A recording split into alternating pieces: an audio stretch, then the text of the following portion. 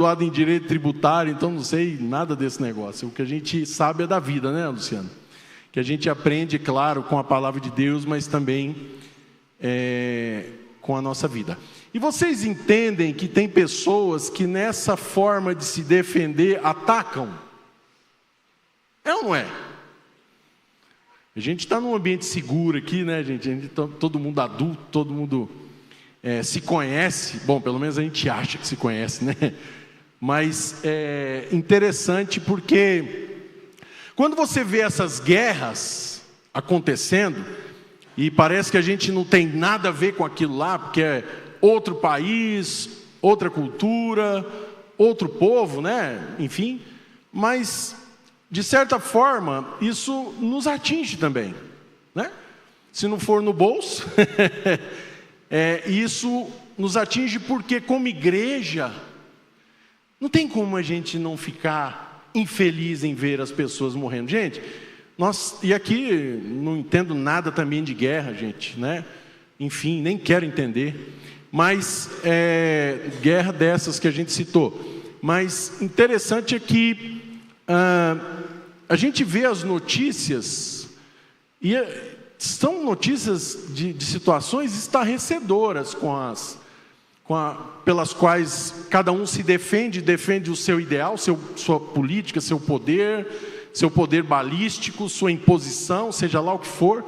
Mas isso é resultado da ambição humana, não é? O que vocês acham? Claro que é. Então olha o que diz esse versículo aqui, ó, na Nova Versão Internacional. Mateus 6:33 fala assim, olha, Jesus falando: busquem, pois, em primeiro lugar o reino de Deus e a sua justiça, né? E todas essas coisas serão acrescentadas. E Jesus falando ali, claro, de provisão, de cuidado, né? Natural, mas também com uma conotação grande espiritual para as nossas vidas, amém? Porque a justiça, ela é justiça por si só, ela se enquadra em qualquer coisa, é igual a verdade, seja qual for a situação que ela possa aparecer, não é? Ou que ela possa estar contida lá. É ou não é, gente? E o interessante é que nós, às vezes nessas reações que nós temos aí, de nos fechar nos nossos problemas, e às vezes nos defendermos e começarmos a atacar, isso mina muita discórdia. Isso, além de minar no nosso coração uma brecha gigantesca para o que o diabo possa agir cada vez mais na nossa vida, misericórdia, mas é verdade. Quanto mais nós aprendemos a odiar, parece ser pesado isso, né? Mas quanto mais a gente aprende a odiar alguém, quanto mais a gente aprende a evitar alguém, quanto mais a gente aprende a querer se defender e atacar, às vezes, pior nós vamos ficando. Ao ponto de, às vezes, a gente nem conhecer ou não nos reconhecermos em situações, eu já passei por isso, eu acho que você também já se viu nisso, fala assim, nossa, eu não esperava reagir assim. É ou não é, gente? Vamos lá. Nós não estamos aqui falando algo abstrato, isso é fato. Então, o que nos remete a podermos vencer isso? Aceitarmos Jesus Cristo como o nosso único e suficiente Salvador. Aí você fala assim, não, essa parte você pula, pastor, porque eu já aceitei, já entreguei a minha vida, já tenho um bom tempo caminhando com Jesus, já estou resolvido, prova disso que eu estou aqui hoje, né?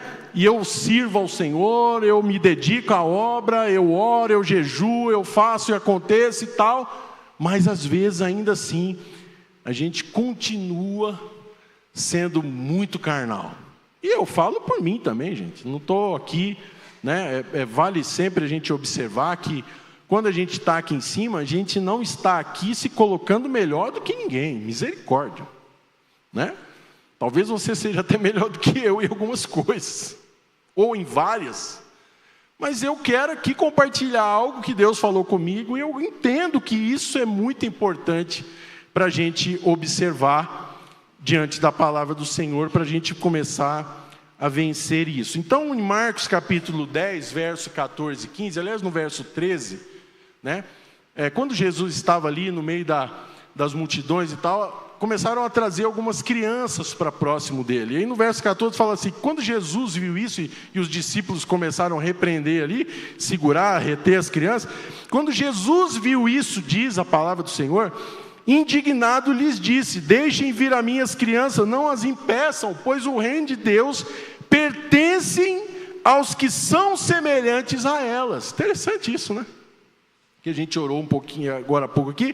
Digo a verdade, quem não receber o reino de Deus como uma criança, nunca entrará nele. Eita! Será que a gente vai entrar? Eu creio que sim. Eu creio, por mim, com o meu passaporte carimbado, que eu vou entrar. Agora, ele é que sabe. Você quer entrar? E será que a gente consegue reagir igual o coração dessas crianças aqui? Pastor, não dá mais. Eu tenho uma herança de família que você não tem noção. Eu tenho uma amargura de casamento que você não tem noção. Eu tenho uma amargura de família, de amigos, de parentes, seja lá o que for, que você não tem noção. Eu não consigo, me desculpe. Ok, você não precisa se desculpar para mim. Você precisa vencer isso em Cristo. Fala: Senhor, limpa o meu coração pelo amor de Deus. Porque, gente, isso é uma demonstração de que a gente não consegue se amar. Você entende isso? Você, para amar alguém, você não precisa se amar primeiro? Ou eu estou falando alguma besteira aqui? Você vai conseguir amar alguém sem se amar primeiro? Então não vai ser um amor incondicional. Vai ser um amor o quê? O quê? Entre homem e mulher, eros, não é? Entre homem, parentes, filhos, é fileu, né? Agora o ágape de Deus, que Ele coloca à nossa disposição, esse é o mesmo amor que a gente precisa refletir. E se nós não formos curados por completo, digo aqui, nós não vamos conseguir.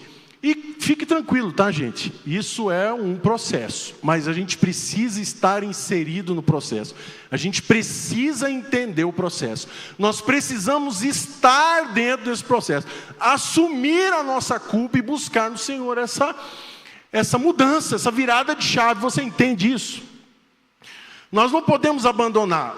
Tipo, aqui na igreja eu sou um, na minha casa eu sou outro, no meu trabalho eu sou outro, na faculdade eu sou outra pessoa. Gente, não dá. Não dá. Uma hora, em algum lugar, a máscara ou as máscaras vão começar a cair. Você quer ser envergonhado aliás, mais envergonhado pelo diabo do que você já foi antes de se converter? Eu não quero. Não quero. Então nós precisamos começar a mudar algumas coisas e deixar o reino de Deus cumprir o propósito dele. E não eu cumprir o propósito no reino de Deus. É do jeito que Deus quer, não do jeito que eu quero. Amém? Então, a ambição humana é o desejo intenso de persistir e alcançar objetivos. E até aí, né, você conquistar a sua casa, um bem, né, você trabalhar para isso, né, você orar a Deus para Deus mandar uma pessoa abençoada para você se casar, constituir sua família. Bênção isso, né? Não tem problema nenhum. A gente só tem que tomar cuidado com algumas coisas que a gente faz. Então, seja em relação ao sucesso profissional, riqueza, poder, né? Ou reconhecimento pessoal. Isso tem que ter o equilíbrio de acordo com a palavra de Deus. E sorte a nossa termos isso a nosso dispor. Amém? Porque eu, antes de conhecer a Jesus, que tinha passado por várias religiões, quando eu comecei a ter um contato, né, com a igreja, com a palavra de Deus, para mim, a princípio, era mais uma religião. Para você talvez não foi assim, né? Deus revelou assim, ó, puf, para você. Glória a Deus por isso. Para mim não foi. Foi um processo. E aí quando eu tive, assim, um primeiro contato com Deus, quando eu recebi uma imposição de mãos, uma oração ali que eu eu liberei meu coração para aquilo, eu aprendi a liberar meu coração para aquilo, as coisas começaram a acontecer. E aí me levou à conversão. Amém? Então é um processo, é uma disposição de alma e de coração. Essa ambição é uma força motriz que impulsiona indivíduos, né? Nos impulsiona a buscar realizações e superar desafios. E o horário já está correndo, né? Pode ser vista como uma característica positiva, como a gente disse, né? Mas também precisa ter um equilíbrio entre valores, ética e responsabilidade, não é? A gente precisa ter esse equilíbrio, essa sensatez. Eu não posso sair atropelando todo mundo, inclusive a própria palavra de Deus, em função da minha ambição. Ou, digo minha, como ser humano mesmo, como carne. Não posso fazer isso, gente. Posso. Porque é engraçado, você imagina como que Deus vê isso em nós. Ora, a gente está ali no chão, orando, chorando, clamando e tal, e a gente levanta outra pessoa. Ou a gente volta a fazer aquilo que não deveria fazer, pegando em armas, né? Lutando contra as pessoas, lutando contra tudo e todos, não é verdade? É ou não é, gente? A gente gosta de ouvir um evangelho da prosperidade, a gente gosta de ouvir um evangelho tapinha nas costas, a gente gosta de ouvir um evangelho que acaricia, mas a palavra de Deus precisa exortar a gente também. E eu digo isso para mim, gente, né? A gente precisa ser exortado pela palavra do Senhor. E aí, coloca para a gente ali, querido, Filipenses capítulo 4, vamos ler o verso 8 e 9. Eu quero dizer algo para você, né? Olha, ser bom é fácil, difícil é ser o quê? Justo. Quantos acham que é bonzinho aqui? Eu sou bonzinho, pastor. Não, eu sou bonzinho de um tanto, você precisa de ver. Meu coração é gigante, né? E às vezes a gente até realmente tem bondade no coração, no nosso coração. A gente, né, tem um bom testemunho. Mas e sermos justos? Será que nós somos justos? Então, finalmente, irmãos, Paulo falando ali para a igreja de Filipos, né? Filipenses, finalmente, irmãos, pensem em tudo que for verdadeiro, tudo que for digno de respeito, tudo que for justo, tudo que for puro, tudo que for amável, tudo que for de boa fama, em tudo que houver alguma virtude ou algo de louvor, diga verso 9, ponham em prática tudo o que vocês aprenderam, receberam, ouviram e viram em mim, e o Deus da paz estará com vocês. E aí Paulo dando um testemunho tremendo aqui, né, gente? Vocês ouviram, aprenderam, receberam Então, nós também nos fala assim, eu não vou ser igual a Paulo, acho que talvez nessa vida nunca.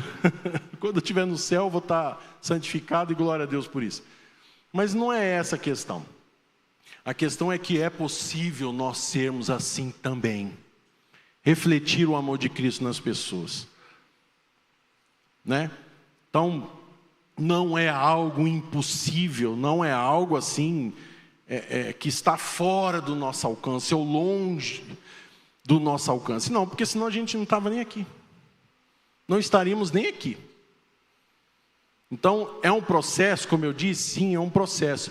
Mas a gente precisa se ajudar. E por isso vem o papel da igreja, né? Nós somos a igreja do Senhor. Eu estou aqui para compartilhar a palavra, você me ajuda, eu te ajudo, nós caminhamos juntos. Eu posso ir sozinho, disparado, rápido, né? Mas eu com você, eu vou mais longe, eu alcanço meus objetivos, né? Quando a gente sobe aqui para testemunhar algo, por que isso é importante? Porque sim, eu venci, glória a Deus, porque o Senhor me abençoou, mas eu fortaleço você com o meu testemunho, amém? Você entender que é possível você também conquistar, é possível, né? O pastor Carlos aquele dia me chamou aqui, depois falou também do Horácio e tal. Gente, o meu sonho era só entrar na faculdade. Meu sonho, um dos, né? Era entrar na faculdade. E eu consegui, com 40 anos. E aí eu fui lá, fiz o curso aqui, comecei aqui, fiz 1 ano. E não estava conseguindo pagar, eu falei, eu vou fazer a transferência para a UFO. E eu comentei isso dentro da sala de aula, ninguém falou, não mexe com isso não, cara, continua aqui com a gente e tal, é difícil de passar, né, e tal. Falei, não, eu vou conseguir, né? Até o irmão Cristiano aqui, que é advogado, fizemos a prova junto no dia lá, na prova de transferência, e eu passei. Entrei lá com quase 41 anos, saí de lá com 45. Você vê que eu estou antigo já, né? E aí eu entrei lá, na época que eu entrei lá, gente, imagina um gráfico de idade, eu destonava completamente o gráfico, né? Porque era a moçadinha de Paes, o antigo Paes. Quem lembra do Paes aí? Gente do céu, eu parecia que eu estava numa creche. Mas eu falei, não, é aqui. Só que essa moçada de hoje, essa geração mais nova, eles pegam as coisas assim, ó, da mesma forma que eles têm um desinteresse gigante por algumas coisas, quando eles querem, eles têm uma percepção assim ávida, esquisita, né? E aqueles meninos tirando aquelas notas, eu falei, não vou ficar para trás, eu não vou ficar para trás. Na nota, eu vou correr atrás. E tive que correr atrás. E consegui, graças a Deus, me formar. Então, o que fez a diferença? Foi o meu empenho. Eu poderia assistir os outros se formarem, e eu já teria jubilado lá, porque lá não tem perdão, né? Você tranca, volta e tal, ou sei lá, tranca, daqui a um tempo você volta de novo, paga, lá não. Eles mandam uma cartinha para você quando você está perto de jubilar. Meu filho, ó, ou você vai ou você dá um jeito de ir embora para sua casa, né? Então é assim, eu fui lá e aí, ó, para glorificar o nome do Senhor também, tomei pau em 2 matérias. Reprovei em 2 matérias. Aí sabe o que a turma fazia? Jogava a matéria para o final. Não, lá para frente eu me viro com isso, né? O que eu fazia? Próximo semestre eu matriculava de novo. E fui lá e passei nas 2. Amém? Foi um aprendizado, gente. Aí você pergunta, que hora que você estudava? Não sei. Não me pergunte que até hoje eu não sei. Né? Chegava às vezes meia-noite, 1 hora da manhã em casa, ia estudar, quando eu via era 3 horas da manhã, eu dormia, acordava às 6 e ia trabalhar. Morri? Não, glória a Deus, estou aqui. Então na fé é diferente? É diferente na nossa fé, gente? Se nós não buscarmos e pagarmos o preço, nós vamos ficar assistindo as pessoas serem abençoadas. Você quer isso para a sua vida? Fala, não, pastor, preocupa não, Deus é um Deus de misericórdia, se tiver que me abençoar, Ele vai abençoar, se não tiver que abençoar, Ele não vai abençoar. Será? Então, qual que é o problema dessa nossa ambição humana atropelar o propósito do reino de Deus, quando nós inseridos aqui? Gera os conflitos espirituais. Que, gente, queira ou não queira, toda essa dificuldade que a gente vê entre nós, né, como pessoas, né, nós temos visto os casos lamentáveis aqui na cidade, televisão nunca foi tão terrível as informações chegarem para nós, né? A gente vê coisas assim estarrecedoras que você não acredita o que acontece por aí. Mas existe um peso e uma batalha espiritual gigante para que eu e você não sejamos salvos. Você tem consciência disso? Você precisa entender isso. Que o principal propósito de Cristo na minha vida e na sua vida é a salvação, amado. Isso não pode ficar para trás do nosso coração. Nós não podemos esquecer disso. Isso tem que ser a nossa força motriz na fé. Respaldados pela palavra, pela igreja, pelas pregações, pela célula, pela intimidade com Deus. Isso como eu disse, repito, é um processo, não tem como parar e que depois querer retomar isso. É muito mais difícil. Se nós pararmos em algum momento, quando a gente precisar retomar, e isso com certeza na nossa vida acontece, a gente tem que começar praticamente do zero. E às vezes é um pouco mais dolorido. Gálatas 5,17, pois a carne deseja o que é contrário ao Espírito, e o Espírito que é contrário à carne. Eles estão em conflito um com o outro, de modo que vocês não fazem o que desejam. Isso gera uma frustração e um vazio. uma perda de direção, né? Como diz em Provérbios 14:12, há caminho que parece direito ao homem, mas no final conduz à morte. Morte. E às vezes a gente é tão, parece que natural em fazer isso, que a gente acha normal, né? A gente buscar as coisas que desagradam o coração de Deus. Pasmem, mas é verdade. E como que isso acontece? Falta de intimidade com Deus. Perde-se o discernimento. Não, mas a gente tem isso, pastor. A gente sabe o que é certo e errado. Pois é. E ainda insistimos às vezes em fazer o que é errado. E aí a palavra fala, né? Em Tiago 4,16, porque Deus resiste aos soberbos. Então se há uma soberba em nós, isso pode trazer consequências duras para as nossas vidas. A ambição é um perigo espiritual, ela é nociva para a nossa fé, né? Tiago 4, verso 1 ao 3, de onde procedem guerras e contendas que há entre vós? De onde, senão dos prazeres que militam na vossa carne? Cobiçais e nada tendes, matais, invejais, e nada podeis obter, viveis a lutar e a fazer guerras. E guerras na proporção também, claro, dessas que estão acontecendo aí pelo mundo. Nada tendes porque não pedis. E a gente não pede porque não tem intimidade com Deus. Um absurdo isso, não é? Parece uma coisa impensável para um cristão.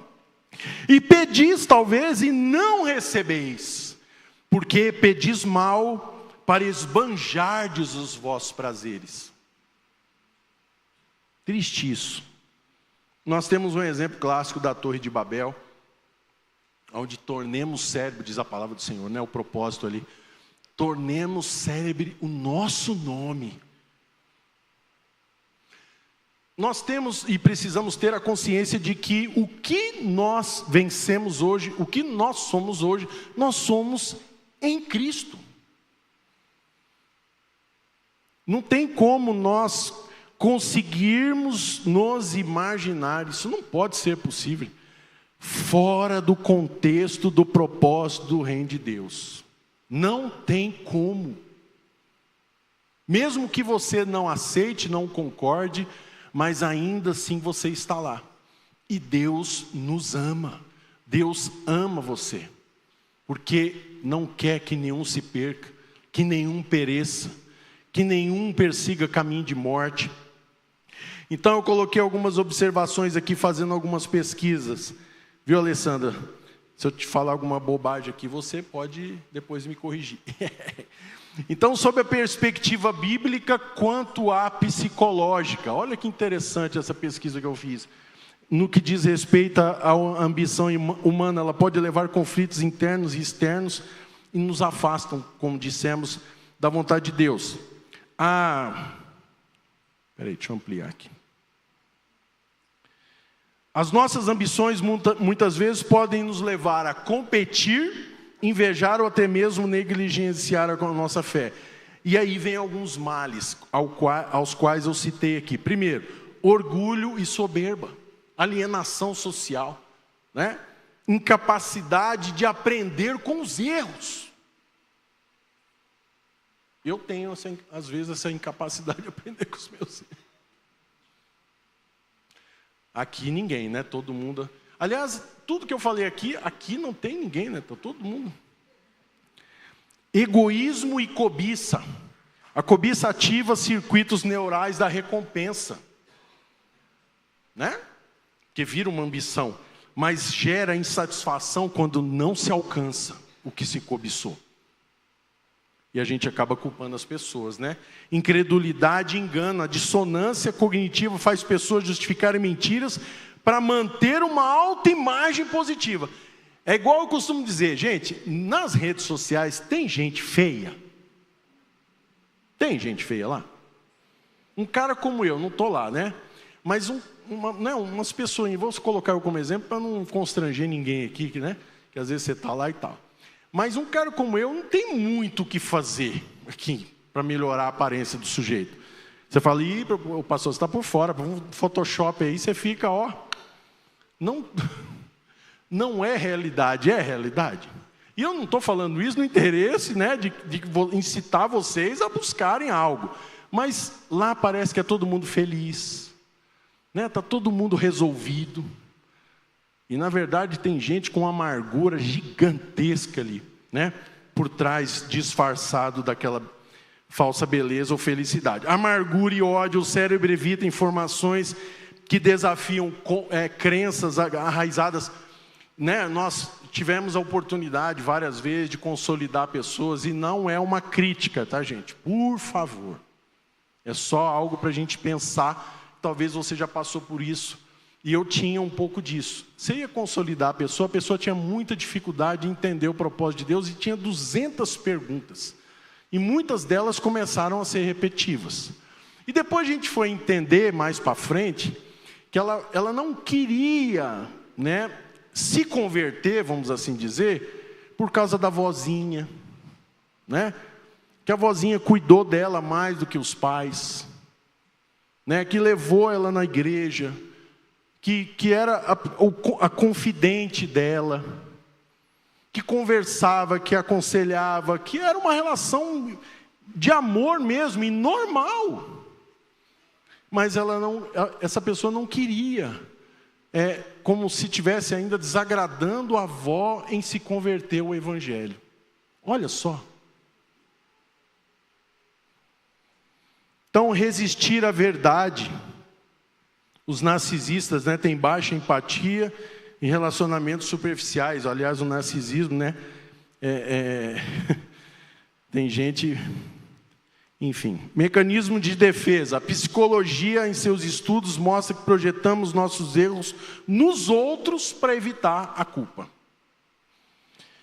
E aí, andando um pouquinho, né, tem autossabotagem aqui, relacionamentos quebrados, emoções tóxicas, né, como raiva, inveja, medo, etc. E aí, o principal aqui para a gente já caminhar para terminar. E eu achei interessante isso daqui. Você deve conhecer, Alessandro, ou alguém que estuda psicologia aí. Imagino que sim, né? O vazio existencial, né? A busca de significado sem Deus. Você tentar se entender, né, buscar o seu conhecimento de existência, vamos assim dizer, sem Deus se revelar a você. E aí tem um psiquiatra, um judeu psiquiatra, neurologista e filósofo austríaco, chama Viktor Frankl. É isso mesmo? Ele diz que a falta de propósito é a raiz do desespero humano. E aí, uma das frases dele, gente, olha a frase. Esse cara passou por alguns campos de concentração, inclusive de Auschwitz. Acho que é esse mesmo nome que fala, né? Olha a frase dele. Ele falou assim, ó, e ele passou, inclusive um dos livros que ele escreveu, ele coloca lá essa necessidade do ser humano com a sua sofrência, vamos assim dizer, né? Aprender a se conhecer e enxergar a vida de forma diferente. Não li o livro, tá? Só estou falando aqui o que eu vi escrito. Olha a frase dele. Deus não me deve explicações de tudo que ele passou lá no campo de concentração, junto com várias pessoas, onde ele viu muitas pessoas morrerem. Ele sabe por que permitiu que eu passasse por Auschwitz. E eu confio e continuo confiando nele. Caramba, gente. Será que a gente tem sofrido até sangrar por esse evangelho? E repito, eu não sou melhor que você. Será? Vamos, como o pastor Elton fala, fazer uma terapia de grupo aqui, né? Será? Ou a gente vive um evangelho, um reino de Deus amoldado às nossas necessidades, vontades, achismos, né? Não pode ser assim, queridos. Nós vamos buscar nisso. Se nós persistirmos nisso, é como se nós estivéssemos buscando a infelicidade. Deus precisa assumir o controle da nossa vida. E digo controle não no sentido de oprimir, né? De ficar tratando a gente, coloca dentro de uma caixinha e fecha, e tira quando Ele quer. Não é isso. Deus, pela palavra dEle, que fala por si só, e nós temos uma infinidade de versículos que fala, inclusive, que Deus nos amou primeiro. Ele escolheu nos amar. Ele precisava passar por aquela morte de cruz? Precisava. Você acha que precisava? Não. O que diz lá em Gênesis capítulo 1, verso 26 ou 27? Façamos o homem conforme a nossa imagem e a nossa semelhança. Estava tudo lindo. E agora de novo, graças a Deus, está. E aí, uma coisa que me chama muita atenção para a gente terminar aqui, é o que está lá no livro de Juízes, no capítulo 2. Coloca ali para mim, queridos. Juízes capítulo 2. Deixa eu lembrar o versículo aqui. Todo mundo conhece Josué aqui, né? Se você não conhece, depois tem um livro lá, todinho para você ler e meditar. Verso 6 do capítulo 2 de Juízes. Gente, esse versículo, ele é a palavra de Deus. Mas eu não consigo, eu não consigo entender, né, sinceramente. E claro, né, é a palavra de Deus, e não estou dizendo isso no sentido de questionar a palavra, pelo contrário, eu não consigo entender o que aconteceu com esse povo aqui, com o que está escrito aqui. Verso 6 diz que, depois que Josué despediu os israelitas, eles saíram para ocupar a terra, cada um a sua herança. Verso 7. O povo serviu ao Senhor durante toda a vida de Josué. Toda a vida de Josué. E dos líderes que sobreviveram a Josué, os quais tinham visto todos os grandes feitos do Senhor em favor do povo de Israel. Amém? Olha que coisa isso.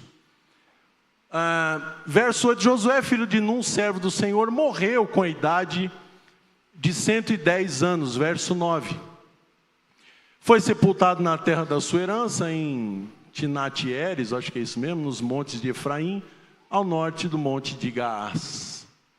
Verso 10. Depois que toda aquela geração foi reunida aos seus antepassados, surgiu uma nova geração que não conhecia o Senhor. Vocês conseguem acreditar nisso, gente?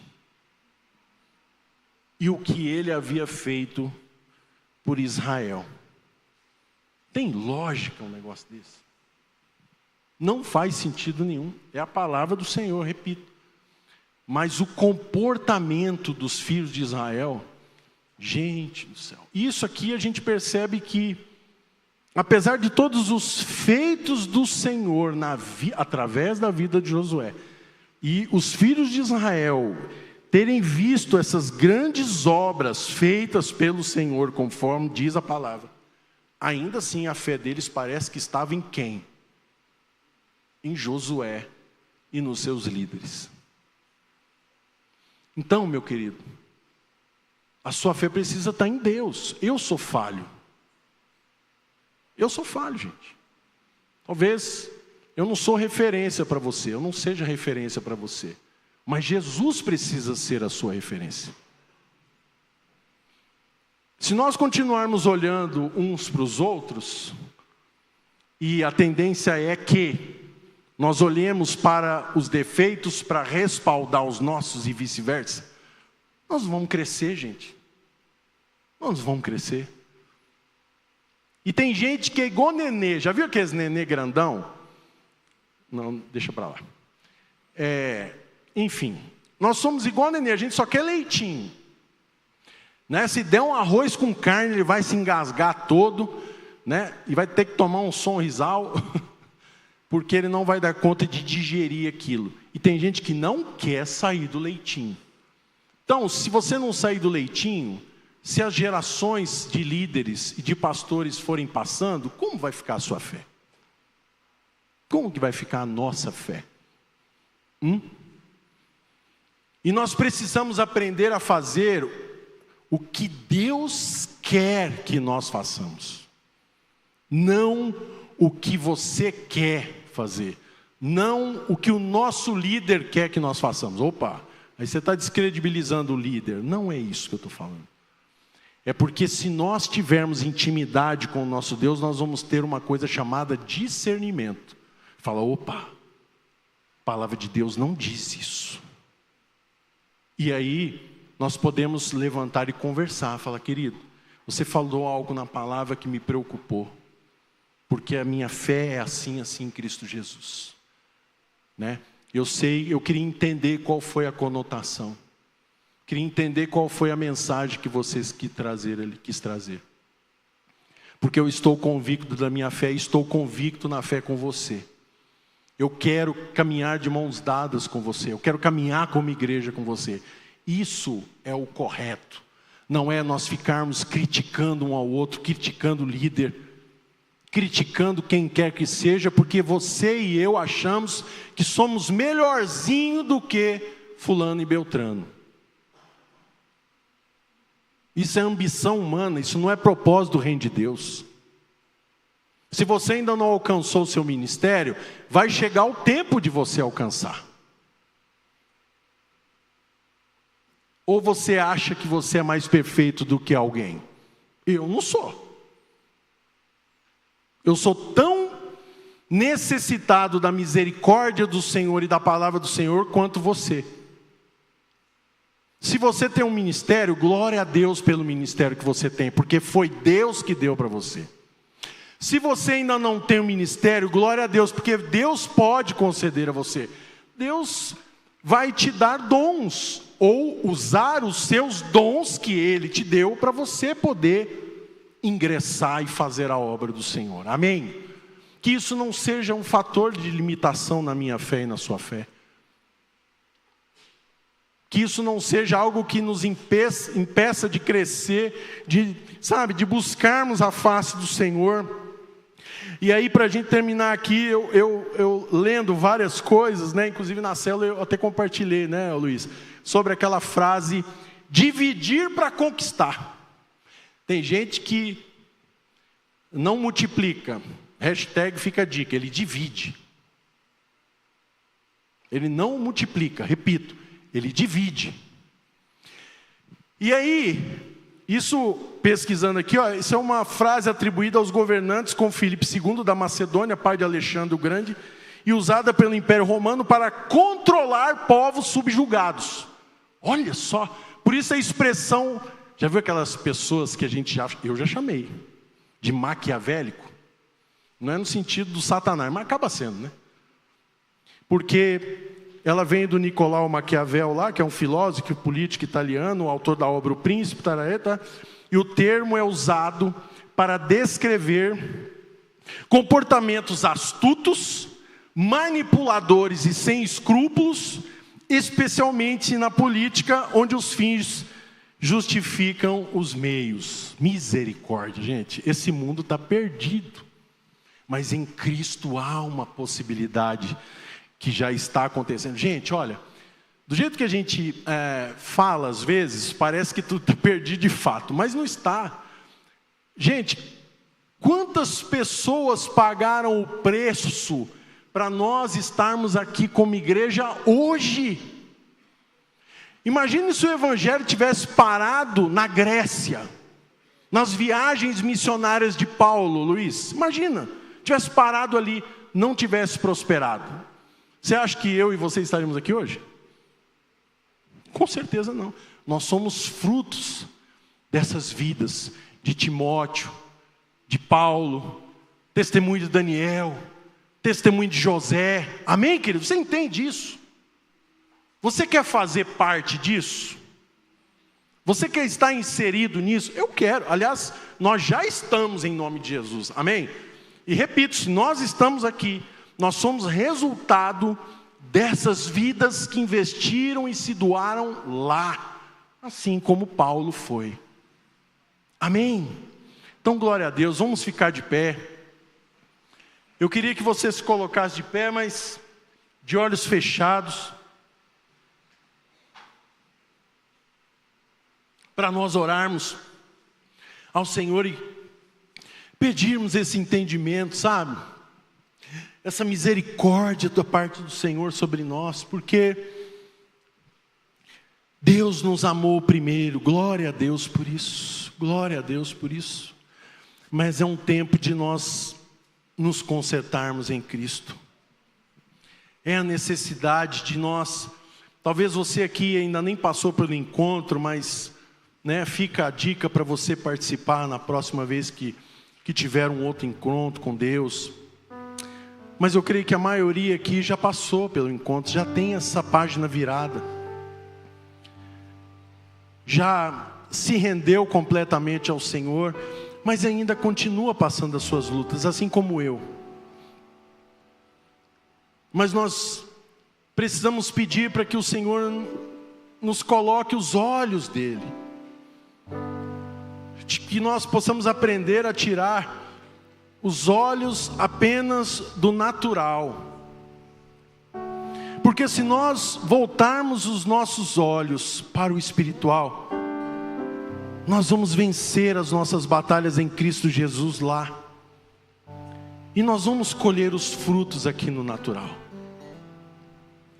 Naquele texto ali de Juízes, no capítulo 2, salvo engano no capítulo 2 ainda, no capítulo 3, eu acho que no capítulo 3 fala que Deus permitiu ali estar inserido no meio do povo de Israel, aliás, o povo de Israel, convivendo com seus inimigos.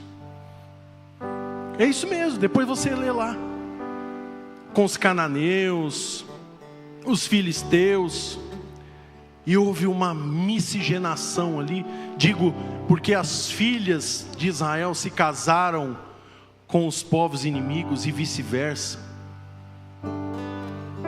E a coisa só piorou, porque a própria palavra fala mesmo que eles desagradaram, fizeram coisas erradas e foram impuros aos olhos do Senhor. A igreja precisa, em nome de Jesus, viver um novo tempo. A igreja precisa cair a ficha, vamos assim dizer, para avançarmos, e avançarmos não individualmente, e isso também, claro, acontece no nosso momento de oração, no nosso tempo com Deus, mas como igreja, mentalidade de igreja, de corpo de Cristo, porque é aqui que vai acontecer a visitação do nosso Senhor, para reconhecer e receber a noiva de Cristo.